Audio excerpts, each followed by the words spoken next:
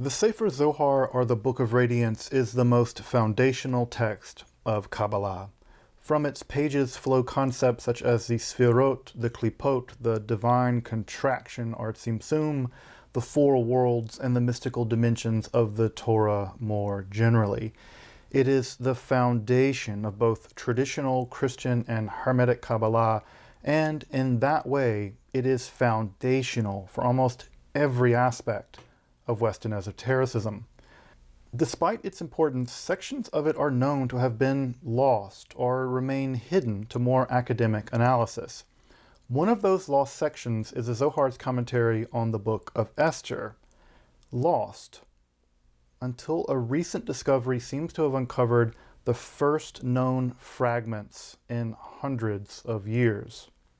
These fragments, discovered in the geniza of a recently rediscovered Spanish synagogue, may be our first real glimpse into the Zohar's most perplexing concepts: the descent of the Shekhinah, the divine presence, into the Sitra Achra, the realm of the other side, populated with the demonic Klippot, where she appears to do battle with those very forces of evil.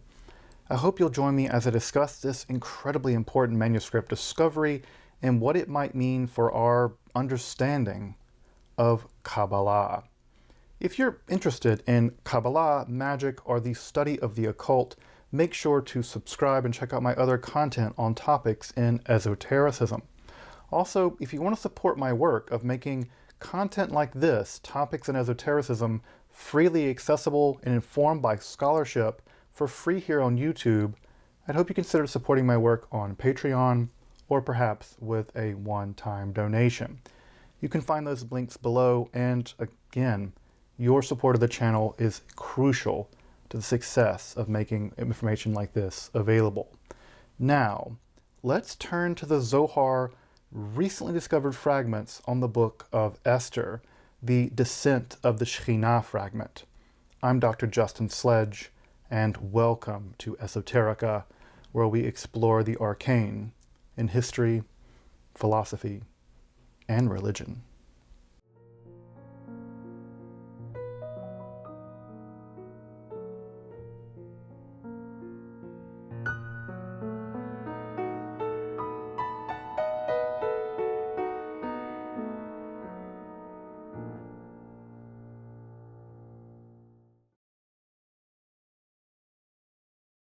As you may know, the Zohar is, among many other things, a massive mystical commentary on the books of the Hebrew Bible, especially focusing on the Torah. Of course, it includes a wide range of materials, including commentaries on other books of the Hebrew Bible, as well including the Idrot and the Sefer Zohar and other strange parts. Most famously is perhaps the Zohar on the Book of Ruth. Generally speaking, the Zohar comments on basically all of the books of the Hebrew Bible, with the conspicuous exception of the Book of Esther. Now, the Book of Esther has always been a bit of an outsider text in rabbinical history. It's the only text that never really mentions God, and it, along with Ecclesiastes or Kohelet, were almost rejected from the canon of the Hebrew Bible in the first few centuries of the Common Era. So it would be unsurprising if the composers of the Sefer Zohars decided simply to avoid it as a rather profane romantic tale. That is, except for there is a long-standing notion that the holiday of Purim, the holiday inspired by the tale found in the Book of Esther, holds a unique position in rabbinic lore. Indeed, it's said that will be the only festival observed after the coming of the Messiah. Not Yom Kippur, not Rosh Hashanah, not Pesach, Purim. Further, you may also remember that in my episode on the Ramak's Guide to Becoming a Kabbalist, he actually urges the beginning student to study the Zohar on Esther, a text that seemingly was either never written or has been lost. This seems to indicate that, at least in the 16th century, the text was still, perhaps, extant. However, no printed editions and no manuscripts of the Zohar seem to preserve any of the Zohar's insights onto the Book of Esther, until, perhaps, now. In the Andalusian city of Utrera, renovations of a local bar of all things called El Farolera revealed what is likely a medieval synagogue hastily abandoned in 1492 following the dreadful Alhambra decree which expelled all Jews from Spain lest they convert to Christianity. Many of those former synagogues were simply seized by local authorities and converting into buildings of all types. However, while plastering over the remains of their Jewish history, this synagogue seems to have held a secret. Apparently, in the haste of their escape, the geniza or storehouse of the synagogue was left intact and hidden for centuries, it seems, until that bar needed renovations. A geniza, as you may know, is a storage house for Jewish manuscripts which, because divine or otherwise sacred names or phrases are written upon them, they must be ritually buried than simply disposed of by being thrown out or burned. The geniza has actually only recently been opened in the very beginning of 2022, and only very initial reports are emerging about its contents. But two things have emerged. The first is that this synagogue was very likely a node of pre-1492 Kabbalistic theory and practice. And given its mention by other texts from Leon and nearby Seville, we can probably conclude that this synagogue was none other than Anshe Korach, one of the secret meeting places where Moshe de Leon and his circle actually met during the composition of the Zoharic literary corpus in the 13th century. So that Zohar fragments that survive basically nowhere else might survive here is very well possible. But, and this is a truly exciting part, given the recent holiday of Purim a few weeks ago, the scholar Yaakov Boli has actually announced the discovery of the first fragments of Zohar on Esther, a text thought lost for hundreds of years. Now, the first fragment is rather small, but there's apparently good reason to believe that the geniza will yield much, much more. So, what does the Zohar fragment reveal? It's nothing less than a narrative about the descent of the Shekhinah, the divine feminine presence, into the realm of the Sitra Achra, the other side, the realm of the demonic Klippot, where she appears to do battle with the forces of evil, a narrative otherwise totally unknown in the corpus of Zohar literature. A preliminary draft of the text has actually appeared, and I want to take a closer look at this really extraordinary text. The text, like many Zohar texts, is actually a commentary on Esther 5:1, which tells us there might be an entire commentary on Esther. Esther 5:1 reads, "And Esther did not reveal her people or her kindred." From there we have the standard Zohar opening, Tachazeh, come and see. Not the standard Talmud idea, Tashma, come and hear.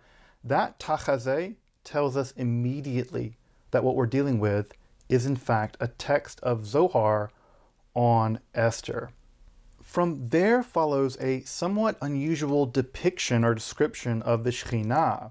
We're told that the short one, this is a term of endearment known in other texts for the Shekhinah, the Katan, the Yahweh Katan, the little Yahweh, that she had trousers with apples at the bottom with fur attached to her boots.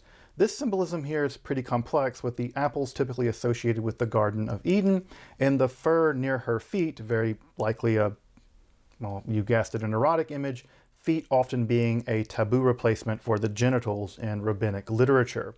These trousers are very likely a kind of magical undergarment, or just a regular undergarment, indicating that perhaps the Shekhinah had shed her clothing in previous sections of the text.